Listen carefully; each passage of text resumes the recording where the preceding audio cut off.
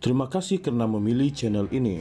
Sebelum kita mulakan video ini, sila pertimbangkan untuk menekan butang like, share dan subscribe dan aktifkan butang lonceng anda agar anda sentiasa mendapat info-info percuma pada setiap hari dari channel kami. Dan tinggalkan komen anda kerana komen anda amatlah dihargai. Terima kasih. Ahli Parlimen Pandan, Rafizi Ramli, memberi bayangan untuk meninggalkan Parti Keadilan Rakyat PKR selepas tamat penggal parlimen ini dan tidak bertanding dalam PRU akan datang.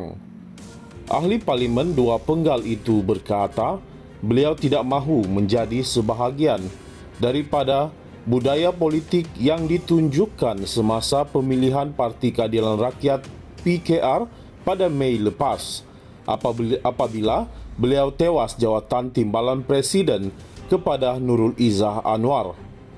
Rafizi Ramli turut berkata, beliau tidak yakin terhadap keupayaan parti untuk menyingkirkan budaya tersebut walaupun beliau tidak menjelaskan secara khusus budaya yang dimaksudkan.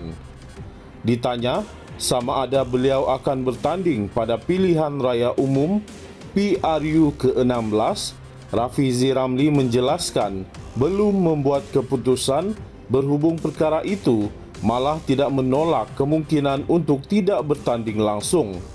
Kalau jawatan menteri pun saya sanggup lepaskan, apatah lagi sekadar tidak bertanding dalam pilihan raya.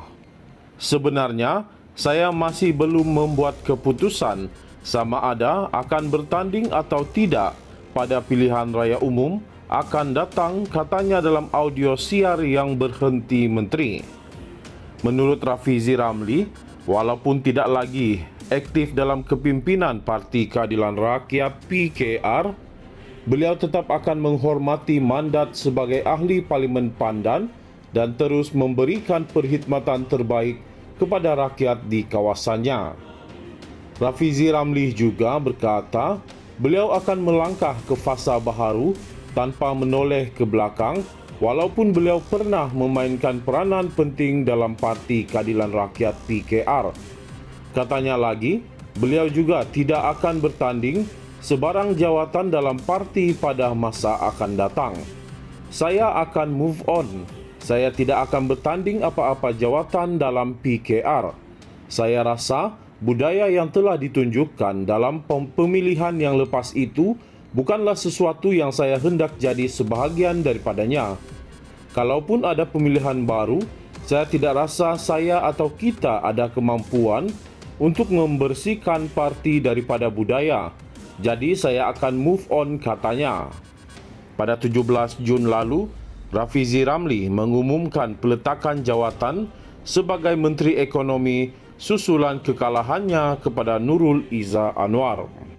Ahli Parlimen Pandan, Rafizi Ramli, memberi bayangan untuk meninggalkan Parti Keadilan Rakyat PKR selepas tamat penggal parlimen ini dan tidak bertanding dalam PRU akan datang. Ahli parlimen dua penggal itu berkata, beliau tidak mahu menjadi sebahagian daripada budaya politik yang ditunjukkan semasa pemilihan Parti Keadilan Rakyat PKR pada Mei lepas, apabila beliau tewas jawatan timbalan Presiden kepada Nurul Izzah Anwar. Rafizi Ramli turut berkata, beliau tidak yakin terhadap keupayaan parti untuk menyingkirkan budaya tersebut walaupun beliau tidak menjelaskan secara khusus budaya yang dimaksudkan. Ditanya sama ada beliau akan bertanding pada pilihan raya umum PRU ke-16, Rafizi Ramli menjelaskan belum membuat keputusan berhubung perkara itu, malah tidak menolak kemungkinan untuk tidak bertanding langsung. Kalau jawatan menteri pun saya sanggup lepaskan, apatah lagi sekadar tidak bertanding dalam pilihan raya.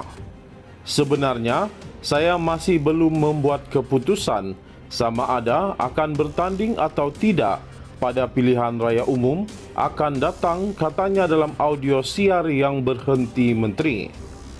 Menurut Rafizi Ramli, walaupun tidak lagi aktif dalam kepimpinan Parti Keadilan Rakyat PKR, beliau tetap akan menghormati mandat sebagai ahli Parlimen Pandan dan terus memberikan perkhidmatan terbaik kepada rakyat di kawasannya.